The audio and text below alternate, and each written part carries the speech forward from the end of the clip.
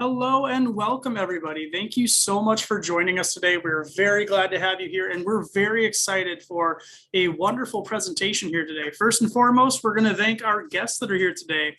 We have Daniel and Ramzan from Calvary Healing Center, and I'm sure, especially for folks that are around here in the Phoenix area, if you're in this field, you've probably heard of Calvary before, but they are one of our favorite community partners that we work with all the time. They have great programs. They have had an upstanding reputation in the community for years. They've been around for a while. So we're ecstatic to have them, especially this month, because this is, in addition to Suicide Prevention Awareness Month, this is also Recovery Month. And so we really wanted to take some time to really talk about substance use and substance use treatment. And what better than to have the experts from over at Calvary Healing Center with us today. So thank you again. I just wanted to go over a few ground rules here before we get started. So if you've returned to another event with us, hello again. Thanks for coming back. If this is your first event, this is a good way for us just to kind of talk about expectations, see what today is going to look like.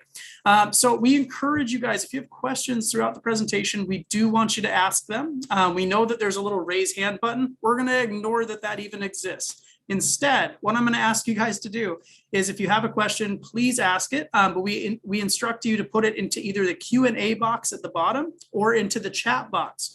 Now, we're going to be monitoring that throughout the presentation, and our wonderful liaison here, Debbie Elder, is going to be monitoring that throughout the presentation. And so when we have some transition points and times where we can stop and ask some of these questions, we're going to make sure to do that. So we will let you know that, don't worry, your questions will not go unanswered.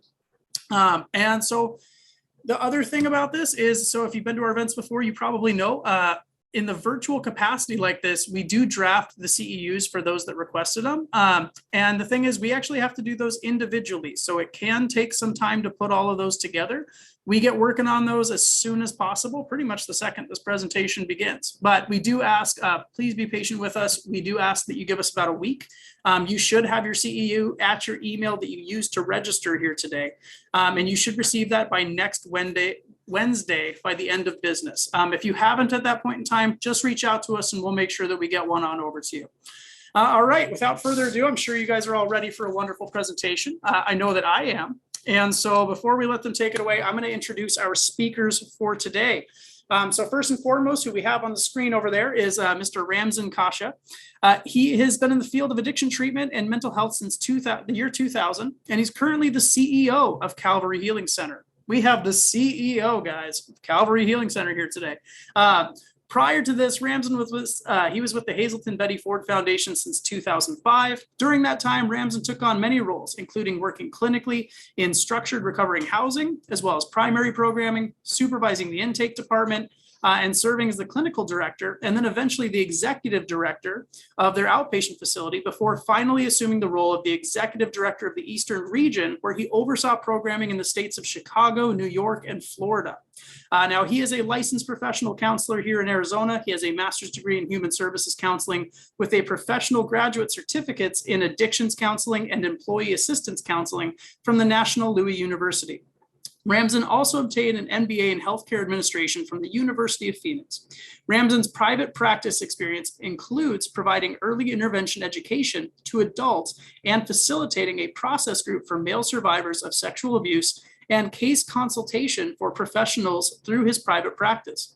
During his career, Ramzan has contributed in the development of trauma-focused care, gender-specific programming, as well as general standardization of treatment to stay in line with changes in evidence-based programming. So we have Ramzan here, and then in addition to Ramzan, the gentleman behind him, really happy, we have Daniel Blanco, and he is the director of nursing at Calvary Healing Center. And he has been in practice for 20 years and holds a master's of nursing science with an emphasis on education from Mount St. Mary's College in Los Angeles, California.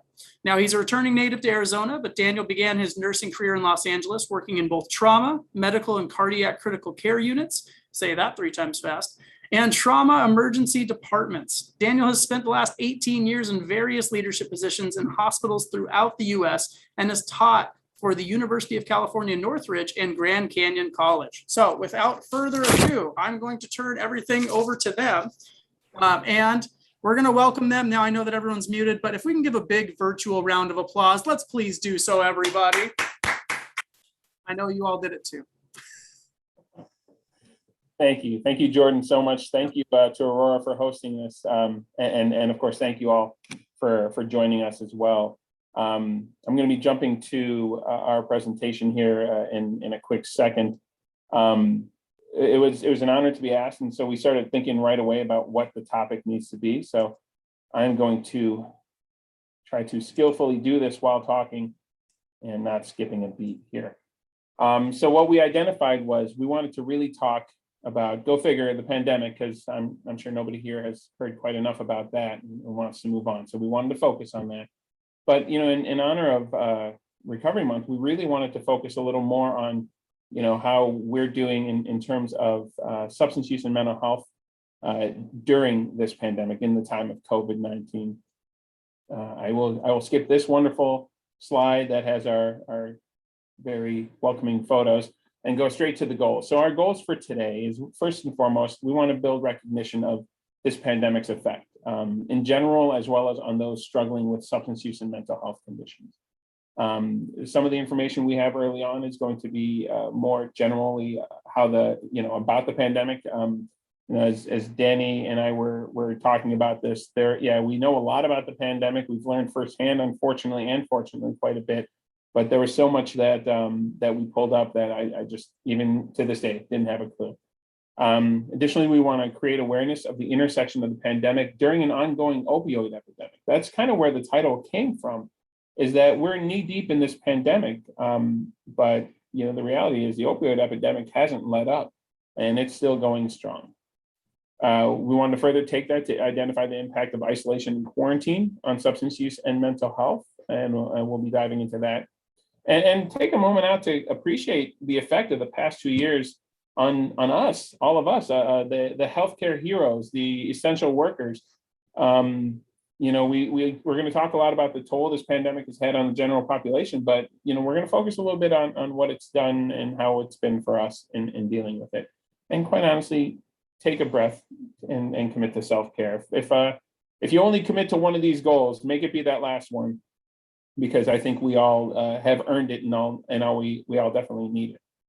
So without further ado, I'm going to honor social distancing and step back, and I'm going to introduce Danny, who's going to take us on the first part of this journey. So Danny, why don't you come on up?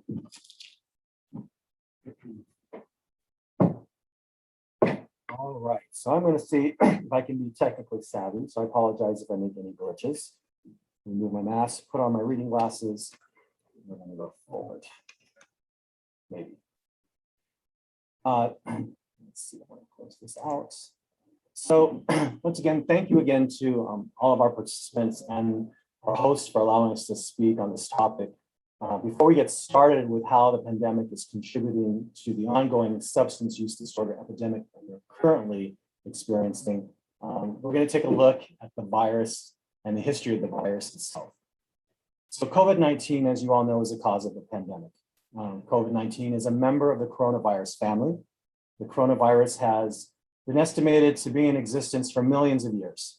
Coronavirus gets its name from the protein spikes that cover the shell of the virus, giving it a crown-like appearance. You can see the animation there on the screen. These protein spikes are used to connect to the receptor cells and thus infect the host organism. Generally, the virus affects non-humans, with the first identification of human infection being around the 1960s. There have been 7 known infections in humans with variations of the coronavirus. 4 of these infections have caused mild symptoms, and 3 of these, including COVID-19, have been much more deadly.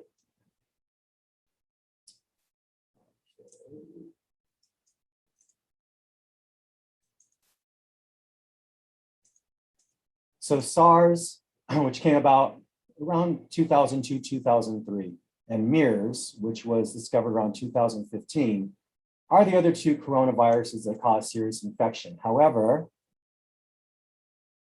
they died as pandemics. So in early December 2019, there was a new case of pneumonia that presented itself in China, Wuhan, the Wuhan region, and at which time this was thought to be the result of an influenza. However, later that month, it was recognized and reported to the World Health Organization that actually there was a new form of pneumonia, And in January, it was discovered that it was a novel coronavirus that was being identified as the culprit. And it was temporarily called 2019-N-CoV.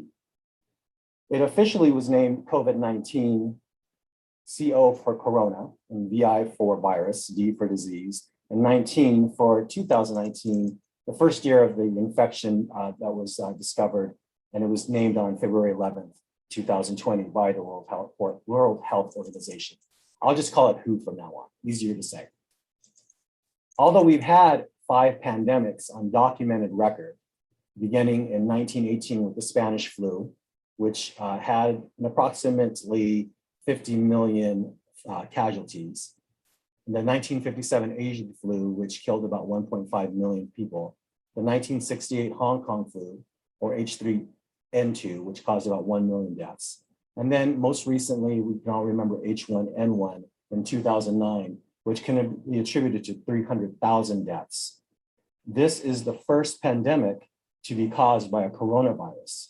And as of September 23rd, 2021, it is responsible for just under 5 million fatalities globally.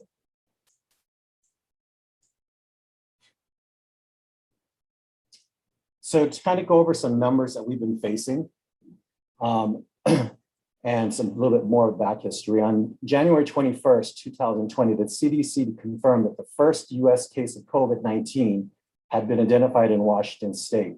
And by mid-March, all 50 states and 4 US territories had reported cases of the virus. By the end of May, the US death rate had passed the 100,000 mark.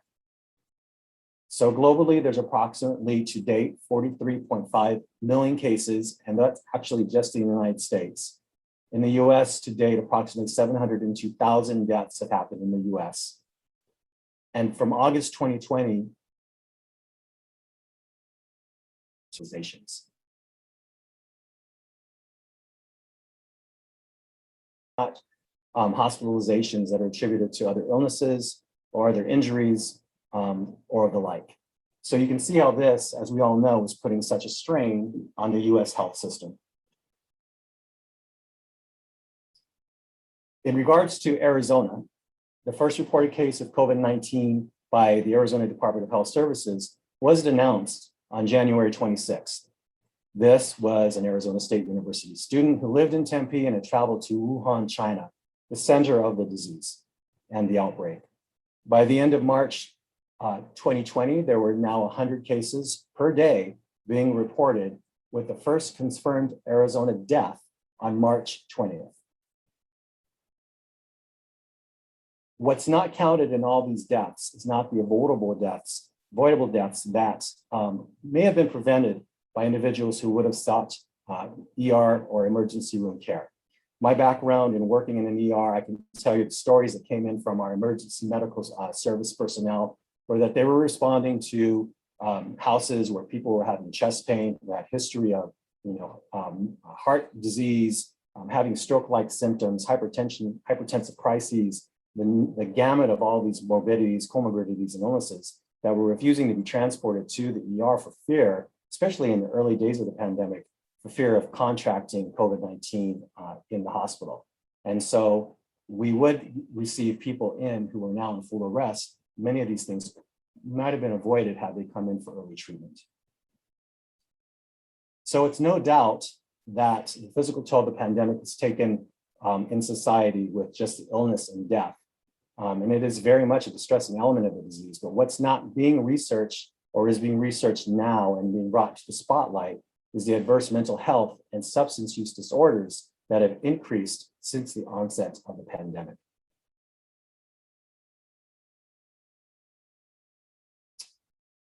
So with that, with mental health and substance use disorder, according to the CDC's Morbidity and Mortality Weekly Report in August 2020, they did a survey that was brought out in June, and there were 5,470 respondents. Of those 5,470 respondents, 40.9% of those that completed the survey reported that there was an increased level of adverse mental or behavioral health conditions. And that also included people reporting that they had symptoms of anxiety disorder, depressive disorder, and TSRD symptoms related to COVID-19. They had also reported that there was an increase in people who had started increasing their substance use or started a new substance usage to cope with the stress or emotions brought on by COVID-19.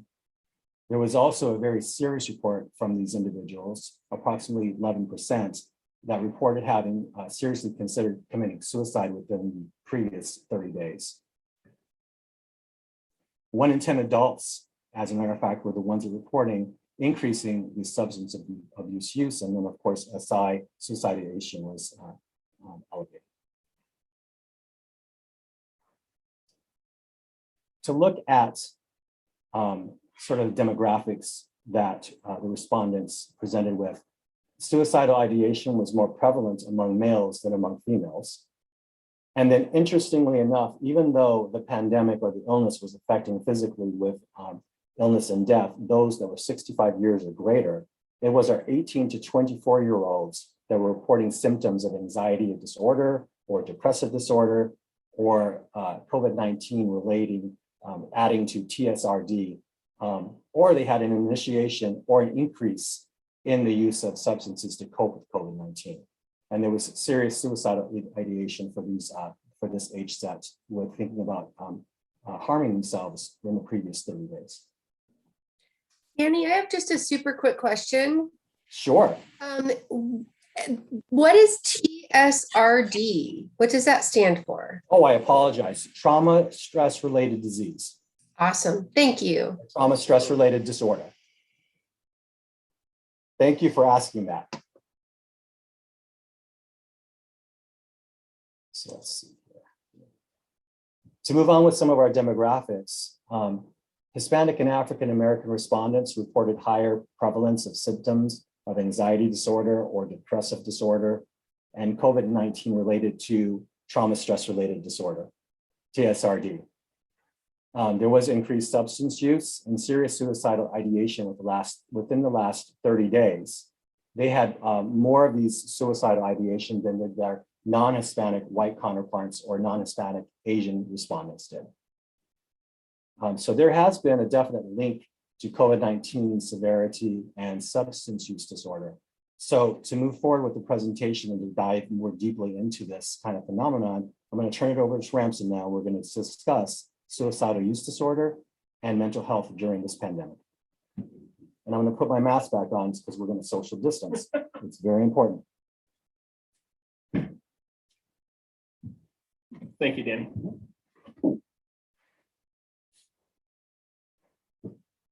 So to move forward and talk more about substance use disorder and COVID,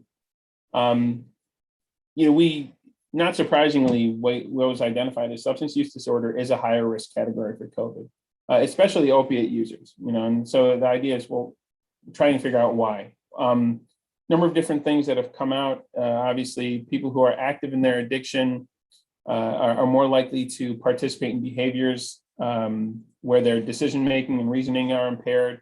They're more likely to be active in behaviors where there's increased risk. And social distancing, this whole concept was a lot of times is not something that's considered when substances are involved, especially in substances where there's sharing involved of whatever substance that is. On top of that, not only is there a higher risk category for COVID, but we also identify that people who are struggling with substance use disorders are also at higher risk for more severe cases of COVID. And there are some very obvious reasons: higher prevalence of medical conditions within those who are active in their addiction, liver issues, lung issues, cardiovascular issues. These are, again, one thing we know about COVID is that it certainly does affect people who are compromised more. And so what we know is that people who have been actively using substances for an extended period of time, especially, they are a great deal more compromised. Looking at some of the numbers, what we're seeing here, what this screen is the different substances, and I'll go through the what those things are on the left. And then you have the adjusted odds ratio on the right side. And that just basically is the percentage, what percentage higher likelihood of contracting COVID a person may have. So on the left side, the first one you have is substance use disorder. So general substance use disorder, all substances. What was identified is people who are diagnosed with substance use disorder are about 8.7% more likely to contract COVID. And as you look, next one is alcohol, then cocaine, and then the other CUD is let me just double check your cannabis, opiates, and tobacco. The thing that really jumps out at me is if you look at opiate use disorder and tobacco use disorder, the bottom two, they are on the higher end of the spectrum, which honestly, it's, if you think about it, it's not that surprising. We're talking about COVID, which is a virus that has a high effect on the respiratory system, and yet you've got the two of the substances that are most often used through the most common use pattern is through smoking. Go figure, they're the ones that have the highest rates, with opiate use disorder being significantly higher than the rest at 10.2. So a person who's got opiate use disorder is 10.2% more likely to contract COVID, while tobacco is 8.2. Interestingly enough, what they also found out is although people who use opiates are at a higher risk for contracting COVID, they don't necessarily have more comorbidities. So the other illnesses, they don't have more of those than any other substance use outside of, like I was saying before, the method of use, which is smoking. So nobody really did any research to indicate or to see if that was the method was what triggered the higher level, but that's really the only distinction that has been found. Now, I talked about earlier this concept that we have this epidemic occurring at the same time as a pandemic, and there's a huge reality to that. What we've noticed is that opiate overdoses are still occurring. In 2019, there were about 72,000 opiate overdoses. In 2020, about 93,000. There's a 29% increase in 1 year. And although opiate overdose deaths were increasing before that, this jump was significantly higher. Kind of taking a step back, it's important to have a better understanding of what the opioid epidemic is and what it's become. I first started hearing about it, I would say a good 15 plus years ago. It's been around for quite a while, but it's shifted. It's had multiple faces during that time. Initially, what we saw was a lot of people were falling into opiate use through prescription pain medication. Now, they had legitimate injuries, legitimate causes for the medication, and they were prescribed it, again, legitimately. And use turned to misuse, abuse, and eventually dependence. And this occurred for a long time. And quite honestly, we in the healthcare industry, we do have to take some ownership for this process, because right around the time when the epidemic started, there was a shift within some of the regulatory agencies to really identify pain as one of the vital signs that's taken. So, when somebody's in the hospital, they identify certain vital signs where we indicate whether that person is healing or not based on how they're doing, how they're progressing with these vital signs. Pain became one of those. And most of you, if any of you have been to a hospital, you've seen it, where you get whether it's on a clipboard or if it's on the whiteboard on the wall there, you've got the, 1 through 5 or 1 through 10, the frowny face to smiley face. And then you're sitting here coming in at the frowny face. How can we get you over to smiley face as quickly as possible? Of course, if you're being gauged, rated on how quickly you can address this vital sign, well, the quickest way to do it, obviously, is with pain medication. That gets you from frowny to smiley pretty quick. And that became our part of we didn't create the epidemic, obviously, but we certainly contributed to it in that way. And that continued for about a decade where this was happening, where we were identifying after a while, hey, people are starting to abuse and misuse pain medication. You had, it moved from being hospital-based pain medication to, and this is the worst thing possible, but I know probably a lot of people on here have done it, or at least I'm sure somebody who's done it. You get pain medication for something, you use it as needed, and then you don't need it anymore. You don't destroy what's left. we end up putting it in the fridge, putting it in the cupboard, putting it wherever. And then somebody else has pain later, like, oh, well, here you go. And, we really undermined how severe these pain medications can be by doing things like that. In fact, for the longest time, when we were talking about our youth and how they started on pain medications, after a while, it became where more of them were getting them from home than from the doctor. Times have changed. We've identified to a degree that this was a problem. And so changes were made specifically focusing, and initially it was government-driven changes were made on how the pain medications were manufactured, making it so that they're harder to break up and harder, and therefore less abusability through methods other than just swallowing the pill. But also there was a lot of progress made on tracking prescriptions, because one of the big things that was going on was the concept of doctor shopping, where you'd have a patient coming in through one emergency room or one doctor reporting pain, and then traveling to another one and getting more medications and more medications, to the point where now, there's an actual tracking system that helps identify prescriptions that are doled out. These were great. These were fantastic. They were strong and important moves that were made to help curb the epidemic. But the problem was, and I hate to take a business kind of mindset with it, what we did in all that is we decreased the supply, but we didn't do anything to change the demand. We still had a significantly higher number of people who were abusing, at the very least, if not dependent on opiates. We just simply took away supply. So, where does that lead? Well, for some people, they were able to stop, obviously, but others, they kind of reached out and branched out, and next thing you know, they're looking for the opiate that's most readily available, which of course is heroin. You can get that on the street, you can get it through the internet. I mean, the reality is you can get most prescription pain pills through the internet too. But that's how it shifted. It went from pain pills to actual heroin, and that's where it's been for a long time. Now, the really terrifying turn of events, at least from what I perceive to be terrifying turn of events, is over the last 5 or 6 years, give or take, there's a significant increase in fentanyl use. And a lot of people are saying that increased availability is a major reason.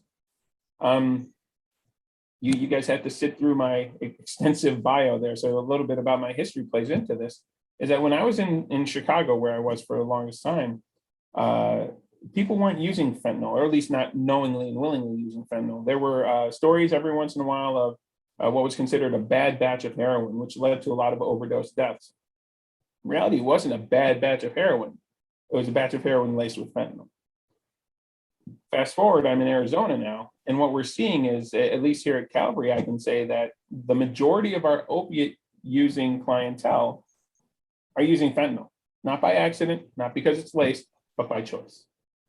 And of course, fentanyl is significantly, it's scary because it's deadlier. It starts taking effect earlier. You don't have to necessarily ingest it for it to start working in your system.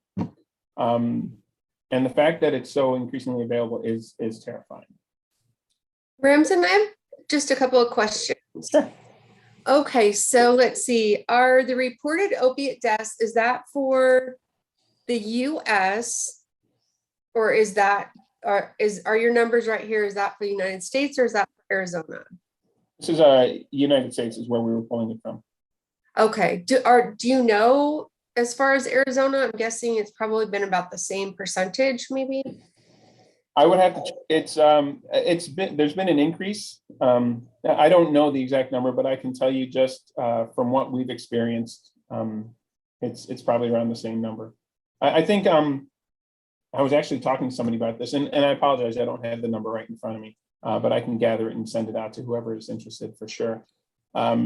I've been in the field for 21 years now, and I would say in the last 5 or 6 years, I've seen more former patients overdose and die than in the previous 15 combined.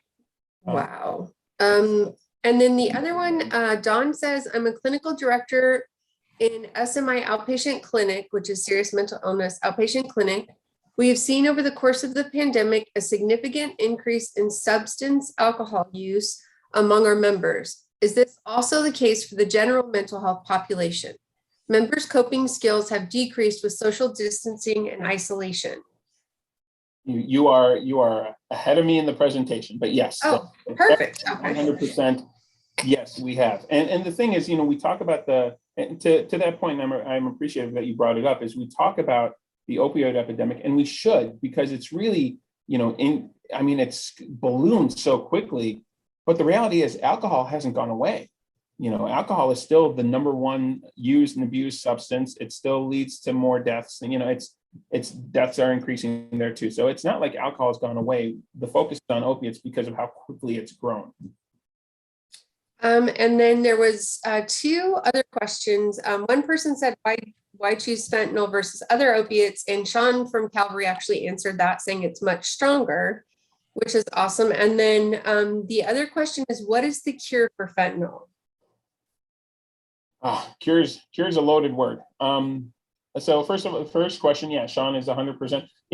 Again, I hate looking at substance use as like the business perspective, but the reason why, like in Chicago, that bad batch whole concept was going on was because fentanyl is so much stronger. So what drug dealers were doing is they were taking their heroin, they had a certain amount of heroin, and what they did was they took their 1 or 2 bags or however much, and they split it up and they added some fentanyl to it and some other random things to make it seem bigger. And they ended up having more supply that had a similar effect because they were able to put fentanyl in it. It is stronger. It's significantly stronger. Fentanyl is one of the medications that's used by anesthesiologists. And, when I talk to my anesthesiologist friends, they're terrified by this process, by this progression, because like I said, whereas most opiates, you have to inject them or ingest them somehow, fentanyl actually can start processing through the system just by touching.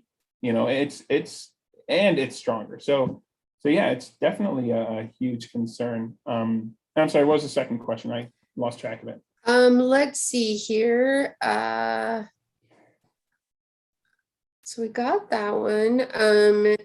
Why they choose fentanyl versus other opiates, and then someone else asked about methamphetamine, and then is the fentanyl easier to find? So sorry, that was quite a jumbled bunch of stuff there. Meth, again, I don't have statistics to back me up with this, but just kind of looking at the clientele we've seen come in, methamphetamines, they're definitely on a rise in Arizona. I feel like with them, we've expected them to balloon at some point too, and we haven't seen that, but it's definitely a slow increase in Arizona, at least from what we've seen. So in terms of which one's easier to get, again, I think in Arizona specifically, fentanyl is unfortunately very easy to obtain. I would hazard to guess it's easier to obtain in Arizona. At least it's easier to obtain than methamphetamines. I think in some other states, maybe not as much, and I don't have the reason for that. But I do believe it's easier to obtain here in Arizona. Perfect. I think that is. They have completely different reactions or different feelings from methamphetamines and opiates. There's also what a person's, what kind of high a person may be looking for. Perfect. And one other comment, someone said Xanax is laced with fentanyl as well. Right. Yeah, I'm hearing more of that. Yeah. It's lacing's always been a concern, and what's interesting as I think about it, fentanyl seems to be the drug that is used to lace 90% of the time, which I think to me just speaks to both availability and how powerful it is. Again, I have no statistics to prove that. Just being in and around this, just thinking about it, I believe that really supports that. Okay.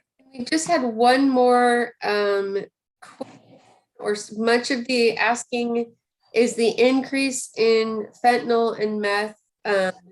Is a lot of that due to the open borders, which I don't know, that might get a little.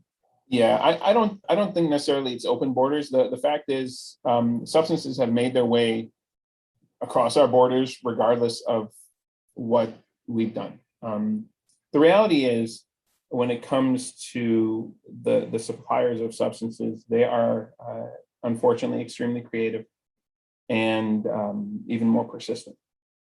So I don't know if there's, I guess, one of the questions was about what's the cure.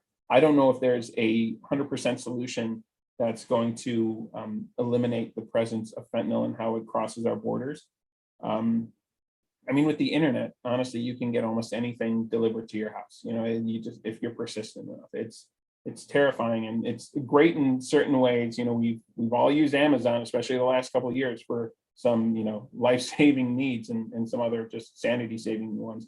But it's hard to believe this, but if you know where to go, it's probably just as easy to get substances online as it is for us to get whatever random thing we're purchasing. So I don't know if if our border policies have much to do with it. But I do believe that it is getting here from across the border. That's for sure.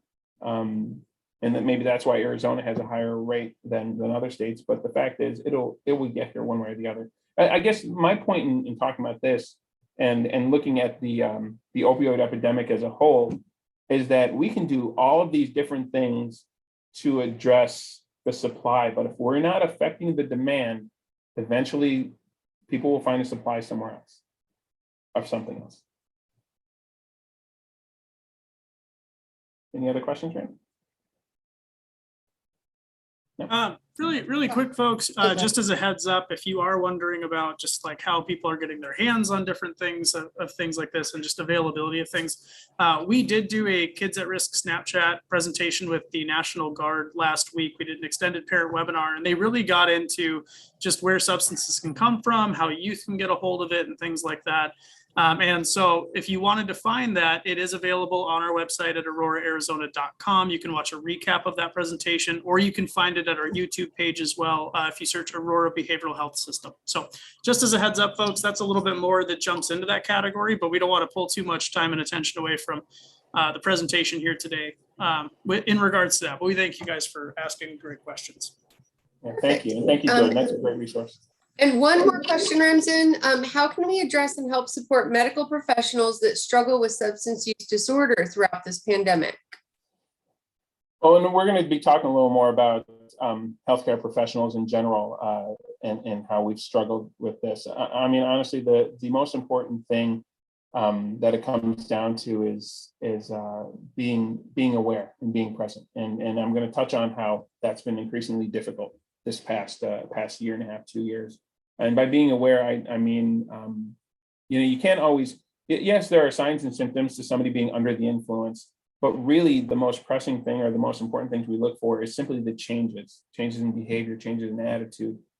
Those closest to us would know us best, will identify the changes. And the reality is, more often than not, we don't automatically think, oh, this is substance use, because you don't jump to that conclusion. But the reality is, if we're trying to care for each other, anytime there's any kind of change in behavior, we should get involved. We should not be afraid to ask.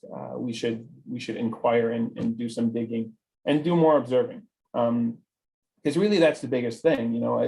Once somebody is able to be identified as needing help, there's a lot of different things we can do. But it's about getting that first step of getting the awareness, having the person accept at least that something is not right. They don't have to accept that they're an addict or anything like that, but something's not quite right and it can be better. So I would say that's the biggest thing, but I'll touch more on healthcare workers in a moment here too. Picking up with this, 29% increase in 1 year is dramatic. So this next slide is the opioid epidemic, number of overdose deaths just during the pandemic. And you can see there's a steep incline right in the first in February, March of 2020, which coincides with when COVID started hitting our shores and really progressing. Pulling more information, we looked at Arizona. So this is Arizona's overdose rate too in that same time. And what you'll notice is that the incline started later. It started closer to April, May, but once it started, it kicked up quickly. And again, this really matches what Danny was saying, that, COVID hit our shores and started spreading. Arizona, fortunately for us, we came late to that party. We didn't really have the outbreaks like the rest of the country did for a while. In fact, again, not being somebody who studies this, that might have even contributed to it, because I know, and this is just anecdotally, so don't quote me on this, but you may have the same experience.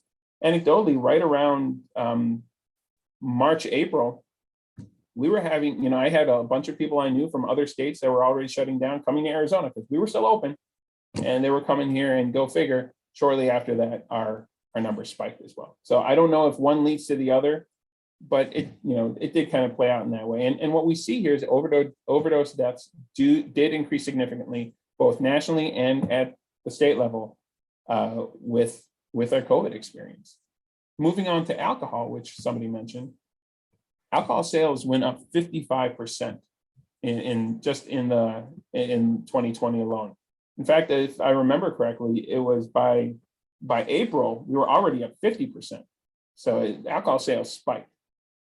But at the same time, alcohol sales at establishments, bars, restaurants decreased. Obviously, there were a lot of closures. Bars especially were closed for a long period of time. So what we know is a lot less people were buying alcohol outside, but a lot more people were buying, or a lot of people were buying more alcohol. So what that meant is the drinking at home increased. And as you look at this, we saw, there are the different types of alcoholic beverages and how much they increased.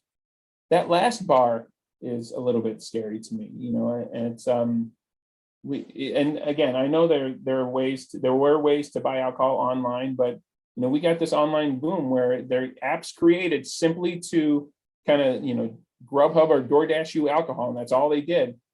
243% boom in 1 year with online alcohol sales. That's again a dramatic shift. Pulling back from substance, I'll get a little bit more into this. We're talking about the online alcohol boom, and again, part of this, and a huge part of this, is because of the quarantine, the social distancing. Again, we know that it's an important aspect to fight off this virus that is so contagious. Well, we have to create some distance, we have to create some separation, but it contributed to this as well. And Danny touched on this a little bit as well, is that quarantine, while beneficial throughout the pandemic, has either led to or exacerbated many mental health concerns. And this isn't even including, when Danny was talking about some of the diagnosable mental health issues that people had. Yes, we did see increased anxiety. Yes, we did see increased depression. But even for people who didn't have, prior to the pandemic, didn't have a diagnosed mental health concern, there was just so many stressors all coming at one time. There's a general uncertainty, and to this date there is still an uncertainty. I know as a person who's an administrator at a healthcare organization, it felt for a while, and to much less often now, but still to a degree, felt like every other week there were new things we were learning, new things that we had to do, different. We didn't know what was coming next, and all the while there was that fear of infection. We didn't know what was coming next, but we certainly didn't want to get infected. And people had to deal with that. People had to deal with the financially impacted, whether they were furloughed, they lost work, or their hours were cut back. There was a financial impact. There's separation, not being around people, not being able to interact with people. And really the last bullet point, I think we overlook this way too often. We lost our routines. Routines are important for us. They give us comfort. They give us a sense of what to expect. They ground us sometimes. And the reality is we lost that, and we have to reset them. So the idea that we were having all these stressors coming up at the same time, it really created this level of stress that was unlike what I think any of us have really experienced before. And it was a no-win situation to some degree, because we we were separating and isolating for our own good, but then we were quickly growing tired of that. And we didn't want to separate or isolate, but at the same time, we were afraid of going out and having the infection numbers spiking again. So talking about this by itself, this definitely happened. But what we have to also understand is that, one thing, at least I think the majority of the mental health field has come to understand, is when we talk about trauma, we realize that it's more than just, I think some time ago, we kind of thought, well, PTSD, that's trauma. And that was kind of how we define it, but there's so much more to it. And we've been dealing with it so significantly, especially in the substance abuse world, where what we've realized now is we have this uncertainty going on with this pandemic, plus the stress of all of these things that we're talking about. And of course, it led to increased substance use, and that by itself was causing its own trauma. I'm surprised nobody, I haven't heard at least anybody creating a diagnosis, a trauma diagnosis related to the pandemic, but it's definitely created its own trauma that honestly, we're going to have to be unpacking for a number of years to come. Quarantine, of course, also has affected substance use. In addition to all of the mental health concerns we mentioned, substance use has kicked up. People started experiencing extended downtime, which quickly led to boredom. There were people who were talking about how they didn't realize it was happening, but their happy hour or their post-work drinking started stretching earlier and earlier into the day when they weren't working. On the other end of things, with people being home for longer stretches, there really was a decrease in consequences, both actual and noticed. So to the point I was making earlier about how do we help somebody, majority of the time, people come to treatment, even if they have some awareness that they're using substances problematically. Majority of the time, it's not solely driven by them saying, hey, I got to get a handle on this, I need to come in. That could be a part of it. That's a welcome part of it. But usually there's something external that helps drive that, whether it's family saying you got to do something about this, court legally mandating, work. It's been a big one too. There's usually something external that pushes a person into saying, okay, I can't do this on my own. I need to get some kind of support or help in doing this. With us quarantining and isolating, there was less and less of it. People weren't drinking and driving as often because there was nowhere to drive to. People weren't going into work under the influence because we were working via Zoom. And quite honestly, our family and friends weren't coming around as often, so they weren't there to see the changes in our use patterns and our behaviors and such.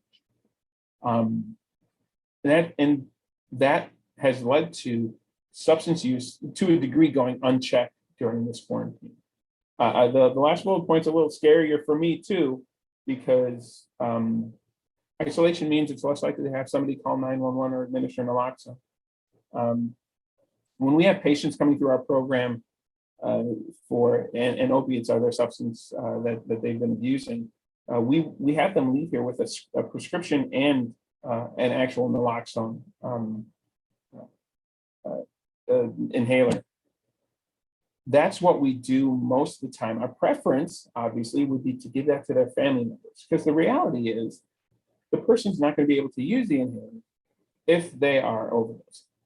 Somebody else needs to be there to do it. Isolation means these people aren't there. Which could that have led to the increase in overdose? That's probably, and I don't know, but it definitely could have done that. Remsen, I had a quick statement from Kathleen said, it would be beneficial if our assessments began reflecting effects of the pandemic. Is that something that you guys have changed at your facility? We haven't officially changed any kind of the documentation of it, but there is an increased awareness of when we start talking more about not just the use patterns and all that, but we start talking about the person's personal experience of trauma. We do look into that, and we do try to focus more on how much of this has been triggered by this pandemic, and because it's also important to separate out and see how much of it might have been there before. But the reality is we have to address it.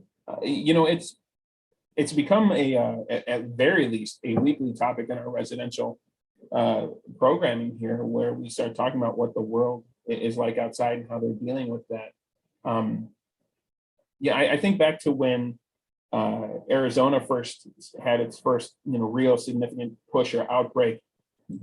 We had some patients that were in our residential program that when they came in, they were going to the supermarket whenever they felt like it. There was no mask, toilet paper all around. I mean, everything was still there. 2 weeks into programming, they turn on the news or they hear somebody else comes in and it's like the world had just shifted 100% underneath them. That's traumatizing. Just that suddenness, how quickly things change in such a dynamic and huge way, that's very traumatizing. So although we haven't changed our documentation per se, we have to be aware of the role it plays in what a person's experiencing when they come in. I hope that answers the question. Let's talk a little more about quarantine and social isolation. So we talked about how quarantining and or at least the isolation part of it and all the changes has created increased stressors and more trauma. But it's also on the flip side, it's magnified the stress and it's also decreased a person's ability to manage stress. A lot of the things that we would normally do, a lot of the activities we would participate in, whether it's, sports for a while, the gyms were closed, movie theaters were closed, all these things that we would normally do to socialize or just decompress started going out the window. And even staying at home, you turn on the TV, and that was quickly not really beneficial either, because all you heard about was the same topic, and it would just magnify the trauma. So not only were we experiencing this, I'm saying whereas in past tense, that's very wishful and hopeful for me. Not only have we been experiencing this increased stressor and amplified stressor, we lost a lot of the things that we normally use to decompress and promote our resilience. And there is a clear craving for us to go back to our normal. I think just generally human beings like status quo. We like balance. We like to get back to a state of normal. And sadly, even sometimes if that normal is unhealthy, people will tend to go for that. I think for therapists in here, the most common example that we hear about that is when there's a person in an abusive relationship who finds themselves going back to the abuser.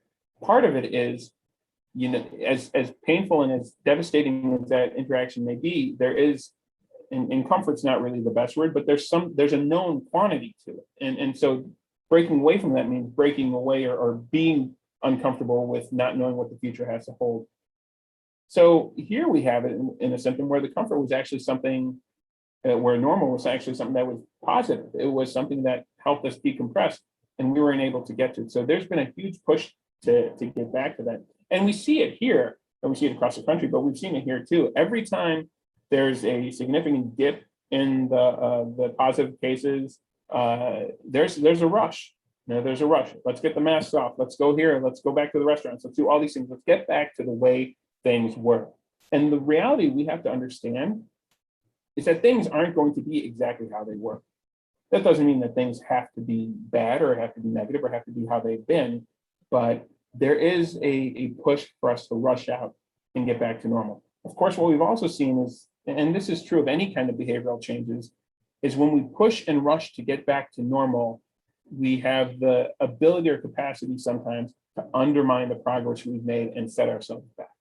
And that's happened a couple of times. We've seen it with positivity rates. There's a surge, there's a drop, we want to rush back out, we rush back out, there's a surge again. That's part of the roller coaster. Now, the thing that really strikes me is, however, despite everything we've seen with mental health issues and substance use issues all being on the rise, what we're seeing is people are seeking treatment less. Now, this has started to shift in the last, I'd say, 4 to 6 months, give or take, but people are seeking treatment less. And this could be due to so many reasons. Obviously I talked a lot about the outside pressure.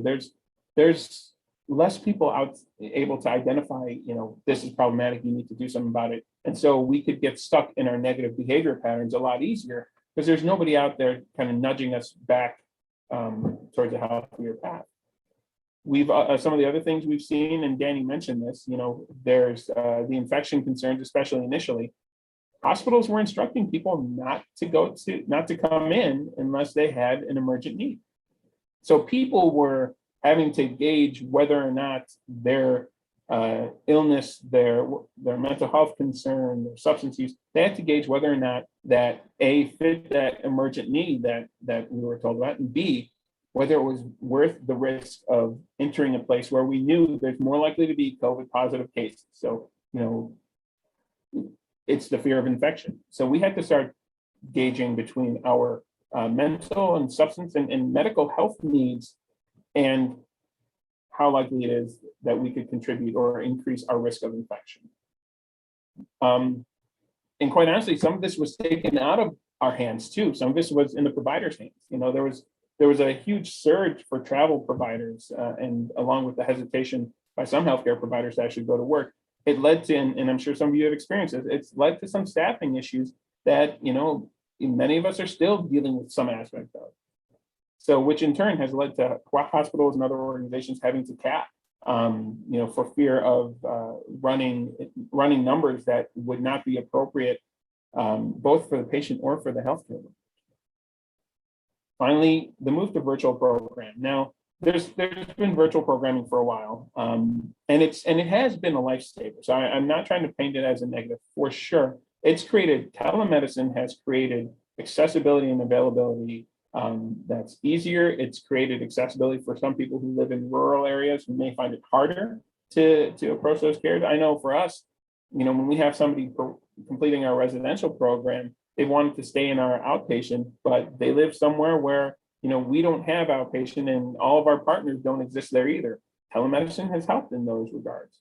However, not everybody is comfortable with telemedicine. And so some people have hesitated to move to it.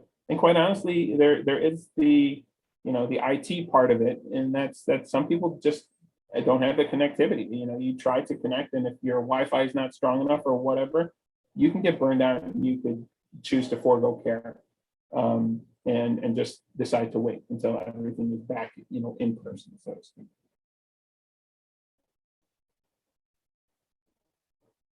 So I want to bring it back to substance use, because, you know, we're talking about connection. You know, recovery talks about connection. We know that addiction is a disease, or we know that it's a disease that feeds off of isolation, separation, disconnection.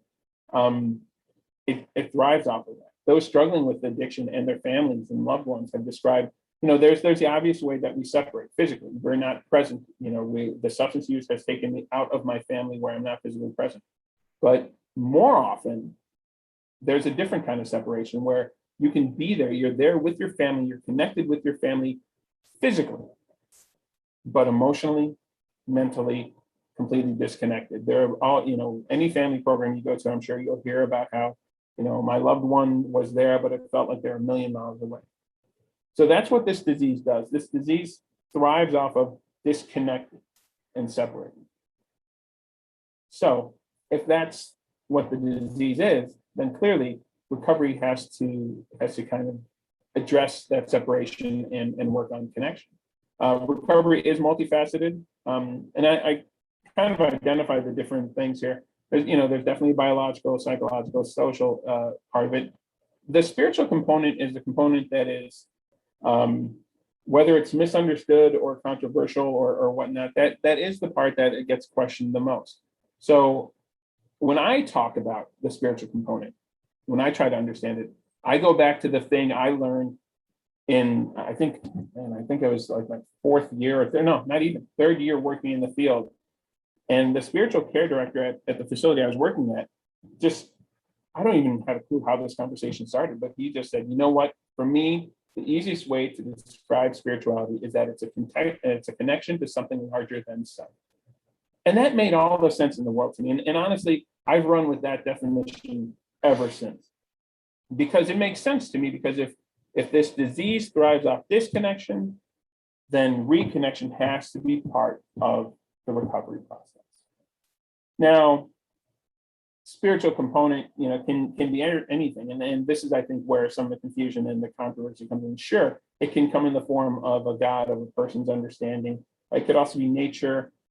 Family sometimes can be that. Support groups can take that role. When somebody doesn't have a connection to something larger, support groups can really jump in and take that role for a while. So this is why, honestly, most addiction treatment center programs and support networks are conducted in group formats, because it's about that connection. It's about normalizing what recovery is and eliminating the shame, eliminating the guilt, processing the guilt, I should say, and really helping a person connect and know they are part of something larger, and not just so disconnected.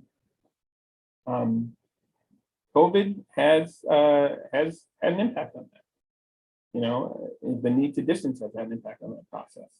Some residential programs, like I mentioned earlier, have had to cap their census due to not having room to adequately distance in, patients. Calvary, we've been fortunate in our residential programming where we haven't had to do that. However, our outpatient programming, even when we came back from virtual, we have had to do some capping. I mean, it's not, not excessive, thankfully, but we've had to do some capping just because we want to honor the room size. I mean, no better reason than that. Even when the room is there, the fact is patients have less comfort in group settings because of the possibility of infection. And that's, the reality is patients have a level of discomfort coming into a group setting to begin with.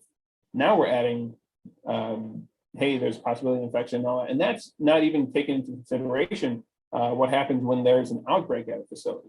So it's you're there around people, but you're still disconnected because of this level of discomfort. Most hospital and treatment programs have had to, and this is, these are the next couple that have been huge for us, especially too. Most hospitals and treatment programs have had to drastically cut back on the visitation. Some hospitals have discontinued them altogether. For the longest time, what we ended up doing here was we discontinued the in-person visitation and replaced it with FaceTime, Zoom meetings, just to have that family involvement, because that involvement of loved ones is so crucial to recovery, and yet we've had to go without. Here we've started to kind of get back into the on-site visitation, but still, it's even when we do, it's going to be at a much smaller level because we got a cap for distance. And again, I mentioned virtual. Not everybody's comfortable with that, even though it's been great for us. And then the reality is, outpatient groups and support networks have had to either cancel or go virtual. We have seen a significant increase in both returning to in-person, obviously, but for a long time, this was going on. So here we have this disease that disconnects, and we're talking about connection being part of the healing process to it. But we have this pandemic that's creating a situation where we have to a degree, be distant. And that really has affected the early recovery for a lot of people who are dealing with it in this pandemic. If there are no questions, I want to kind of move a little bit further on. So this is what's happened with our patients. Now I want to focus on what it's done to us. So a couple of the numbers we found here is about the effect on essential and versus non-essential workers. And quite honestly, an area that we're not discussing this nearly enough. We focused a lot more, which is good, about the impact of the last 2 years has had on people in general. But we have to look at us, at the healthcare workers. We've all had our own experiences. We've all had our own stories. But really, what this slide shows and what it drove home for me is the experience and the stories are there, but there's a measurable and significant impact on us. Looking at symptoms of anxiety or depressive disorder, the fact is about 30% of general population or non-essential workers reported experiencing that. 42% of essential workers identified that they experienced increased symptoms of anxiety or depressive disorder. Looking at started or increased substance use to cope, 11% of non-essential workers reported that they did, whereas in that same time frame, 25% of essential workers indicated that they started using substances to cope or increase. Serious consideration of suicide. 8% of non-essential workers indicated that they've had serious consideration of suicide in the 30 days prior to this survey, which was conducted in June of 2020, whereas 22% of the essential workers felt that they considered suicide in the 30 days prior. That's, again, 22%, thankfully, is not the largest number we can see, but I mean, think about that. That's almost 3 times the difference between essential and non-essential workers. With all the increased risk that's come on, we are having to juggle how we feel, how we're, all these symptoms, these things we're feeling, anxiety, depressive disorder, the thoughts of self-harm, all these things we feel, we have to juggle that. And we have to juggle it with our calling, our career, which to a degree is asking us to put those thoughts and feelings aside, or at least a little bit off to the side, long enough so that we can care for the person who is sitting in front of us as a patient who has put their lives in our care, who is also struggling with the exact same pandemic. Having said all that, yes, there is definitely a benefit to being genuine. I'm not trying to say that we have to, turn that part off and not be present with it. We should be aware of it, and I think it's comforting for our patients to hear that, yeah, we have these same concerns, but the difference is we're not processing it. We're sharing it and in hopes that it helps the patient process.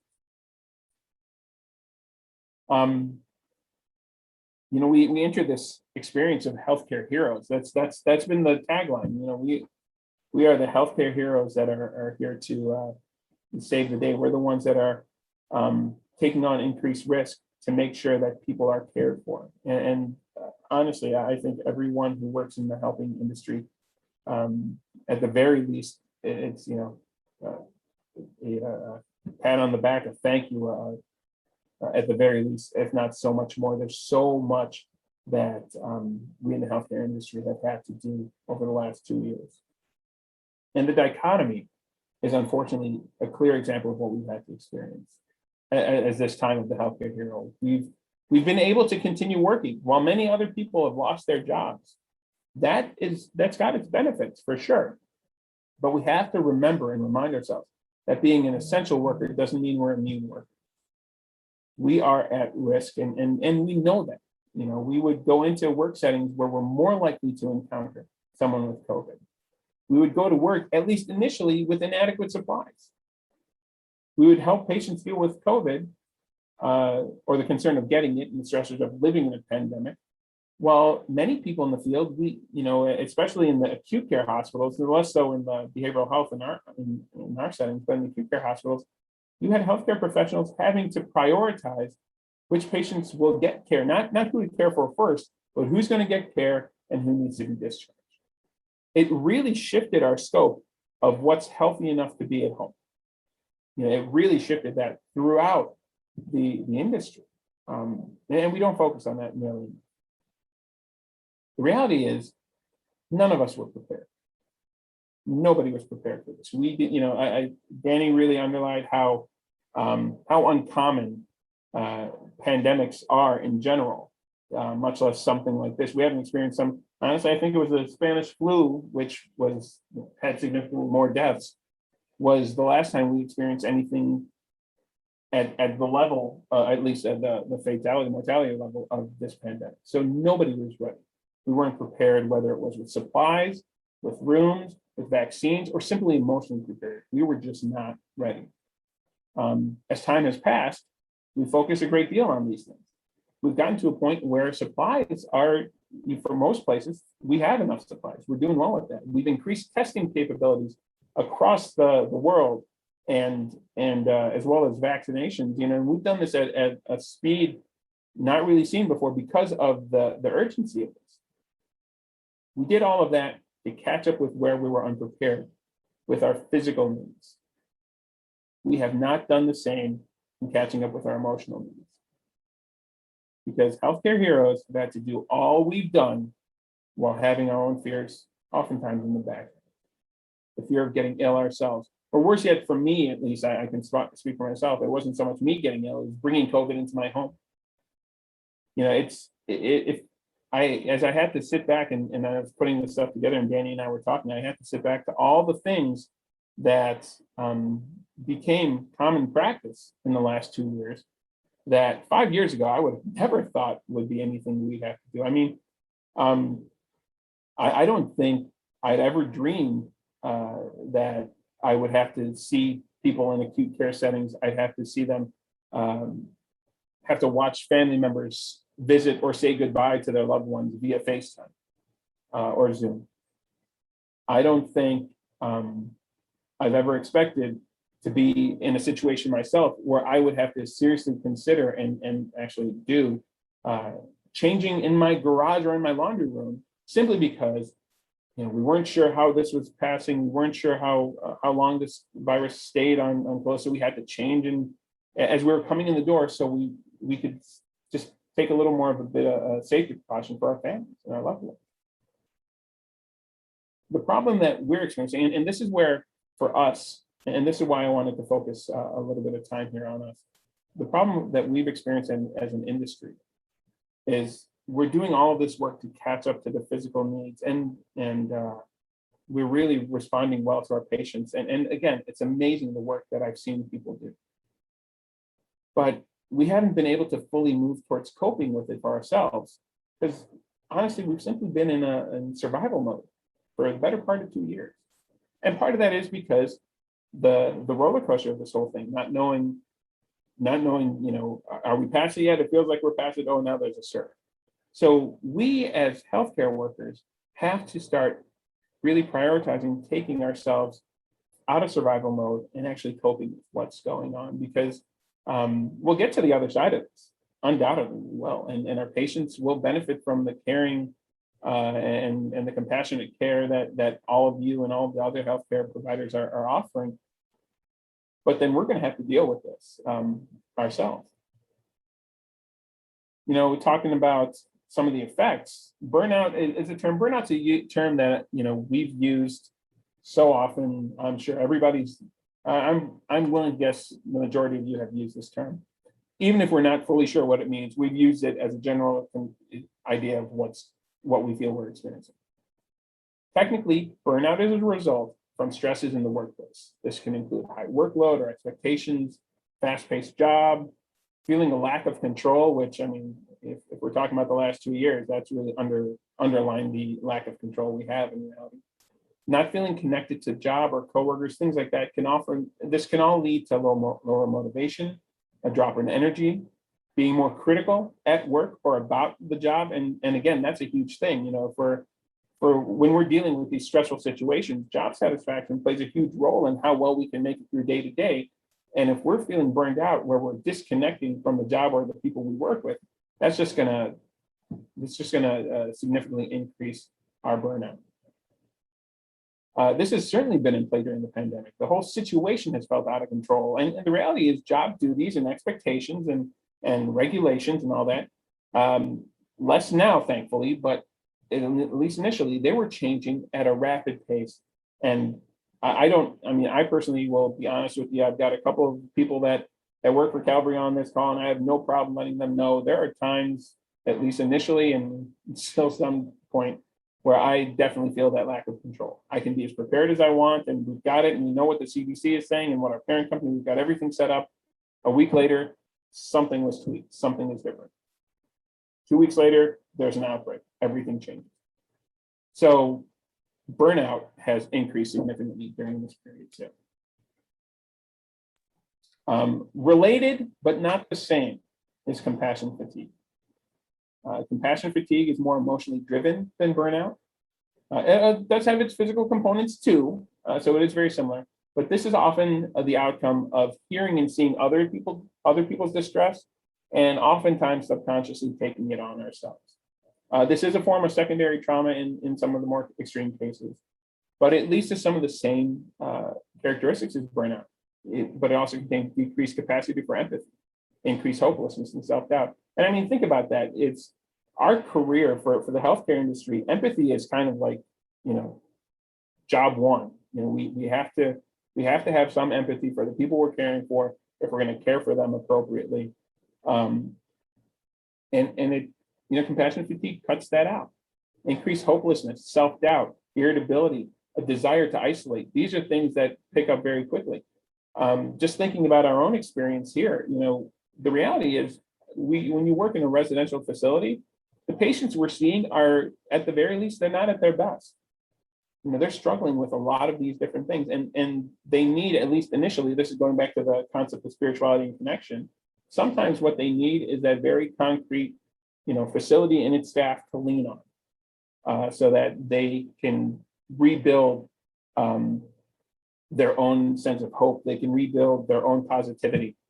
If we're cashed, if we're burnt out of that, if we don't have that, our patients sense it. They sense it very quickly. And so it's crucial for us to be mindful of this. Now, the thing in talking about how burnout and compassion fatigue, they're very similar, but they have some real differences. This pandemic has created a situation where we are experiencing burnout and compassion fatigue, not just at the same time, but at significant levels. Because we're having to personally deal with the stresses of ever-changing life, not just work. Life is changing rapidly during this pandemic. And then on top of it, ever-changing work expectations and regulations. At the same time, we are seeing, whether it's our patients or on the news or our family members, we are seeing people experiencing this shared traumatic event, for lack of a better phrase, that is unlike anything we've really experienced. And we're taking that on because, a lot of us who are drawn to this field, the blessing is that we have a tendency towards empathy. The curse is that we have a tendency towards empathy. We pick things up too, and we've really picked up quite a bit during these last 2 years. So, saying all that, and the next slide is very word heavy, so I apologize. We have to, while we're focused on fulfilling our calling and doing our jobs as best as we can, at arguably the most stressful time most of us have really ever experienced, we have to take time and prioritize care for ourselves. As we tell our patients constantly, you can't care for other people effectively if you do not have stable footing for yourself. The anecdote that always comes to my mind with this, and I'm sure many of you have heard about it, is if you're traveling in an airplane and you got a small child with you and the oxygen masks fall, my initial reaction every single time would be to put that mask on that child because that's my child and I'm going to care for them. But the reality is you have to put the mask on yourself because if you pass out, you and the kid are both dead and it's no help for anybody. Granted, it's said a lot more eloquently than I just did, but there's a reality to that.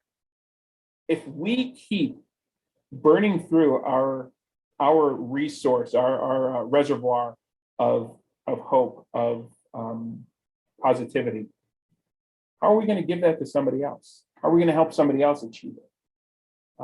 We know the words, we know the interventions, but again, our patients are very aware. They pick up on the feeling that something's not quite right. So there are things that a workplace can do. And now the things I put in here are just some of the things that Calvary's done. There are a lot of other things out there other people can do. The first thing, the easiest thing and the most basic thing, we made meals free for staff. The reality is, you're working, and I think even before the pandemic, staff get in this routine where they're working so much and they forget to go eat. During the pandemic, it got worse. So, we not only made meals free, but now there's this constant reminders where people are going through the hall saying, "Hey, did you eat? Did you go get something?" It's kind of funny because our chef is very persistent with the staff when she sees them in the hallway. So it's a basic thing, but it's prioritizing. Just take time to eat. Get away from your job and just sit down and eat. Frequency of communication has to increase. You cannot over communicate. We need to, especially leadership, we need to be more communicative because part of this is people don't know what's going on. And even though I just fully admitted to everybody on this recorded video that there are times when I'm not sure what the next thing is, it's okay to share that with the staff too, as long as we're sharing with the staff. Increasing frequency of staff appreciation. We do an employee of the month here. We've also added a championship belt, which was actually just handed off today. The difference being the employee of the month is kind of selected by the group, whereas the championship belt is one staff recognizing another staff. It's more personal. So we did that also to increase the frequency. We have to get more creative. Some of the stuff we would do normally, whether it's outings and things that we can't do. So, at first we couldn't even bring the food trucks in, but now we've been able to do some more of that.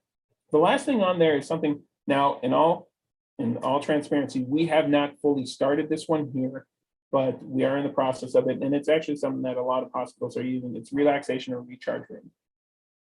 Basically setting aside a room that is set up in such a way with the lighting, the images, the scents, the furniture, where staff can go 10, 15 minutes and just take a break from everything. We are in the process of putting that together. A lot of hospitals across the country have already done that, and it seems like it's gaining some steam. There are many other things a workplace can do. These are just some of the things we're doing. The reality is, each of us as individuals, we have the primary responsibility to manage our self-care. And there are some very real things that we can do. The whole dialectical behavioral concept here, we can focus on the good and accept the bad. The bad does happen. There is bad. We need to accept it. I know for me, anytime I've tried to push bad thoughts out of my mind, they've just come back with a vengeance. Accept that they've happened, but I can also say, okay, this is bad, but here's the good from it. We have to identify self-care as a priority and set healthy boundaries for ourselves. And some of the healthy boundaries are with ourselves. So balanced diet, nutrition, exercise, committing to yoga, meditation, things like that. These are things that we have to tell ourselves, these are important. These are locked into my day and I'm going to do them regardless. The next two are important too, because yes, I want everyone to be informed. Do not stick your head in the sand. That is not what I'm saying, but you know what? It's okay to turn off the news and cut social media out from time to time. It's okay to take a break from it all and to allow ourselves to recuperate. Most importantly, and I'm going to put this out there to all the business owners, so you should probably be happy about this. Most importantly, we need to use our EAP resources. EAPs can perform a vast variety of services. All major organizations have them, and they are horribly underused. We need to commit to this just so we can care for ourselves. We as healthcare heroes have done, healthcare workers have done so much and been nothing short of heroic the last couple of years, but we're not invulnerable. We need to be cared for. We need to care for ourselves. And with that, I thank you and turn it over to any questions there might still be out there. Awesome. Okay, so we had a couple of statements. One of them is, it seems like we ended. Did we end?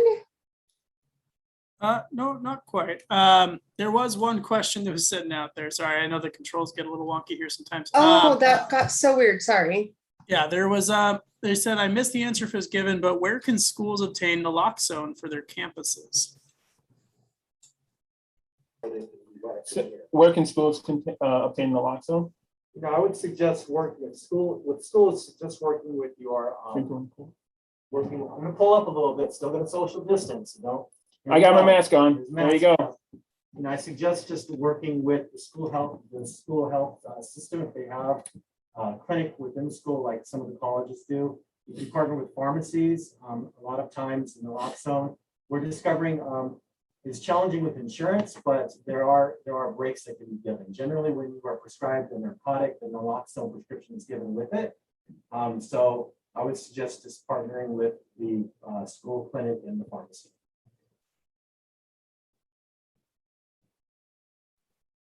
Great advice with that. Debbie, did you see any other questions or anything like that? The only other thing I saw was a comment that Kathleen said, I work with social services, caseloads have soared and coworkers have left the field, leaving little time to take a step back and deal with how this has impacted us. And I really, the other comment was so good to hear about the blessing and curse of empathy, that is so true. Yeah. Before I jump into the first comment really quickly. Sean, I see in the chat box, sent the website link for Sonoran Prevention Works. That's another good resource to get naloxone, by the way. So it's in there, spwaz.org. So that's a great resource. Thank you, Sean, for that. And regarding the question, it's true. We have seen a lot of people leave the industry. We have seen, and also not even leave the industry. We've seen people, clinicians at the very least, have gone fully virtual, doing private practice because it's safer, because it's easier for a number of reasons. And so it does become harder to carve out that time for ourselves, but it's crucial. And this is, I think, where partnering with the organizational leadership and saying, look, I know that right now we're not working under standard operating procedures. We're nowhere near standard operating procedures and haven't been for 2 years. So this is emergency protocol. Is there a way that we can carve time into this? Even though I know this means possibly higher caseloads and all that for at least the time being, is there a way to carve some time, 15 minutes, 10 minutes, it doesn't have to be long, just to break away and focus. That's why I think the recharge room is a great idea, because it's not like an hour-long break that people are looking for. They're just looking for somewhere to go where their phone's not ringing and the emails aren't dinging and the patients aren't coming into the door. It's somewhere away from all that. And I would talk about, really partnering, trying to get leadership at the organization to prioritize that and look at what are the options we can do here.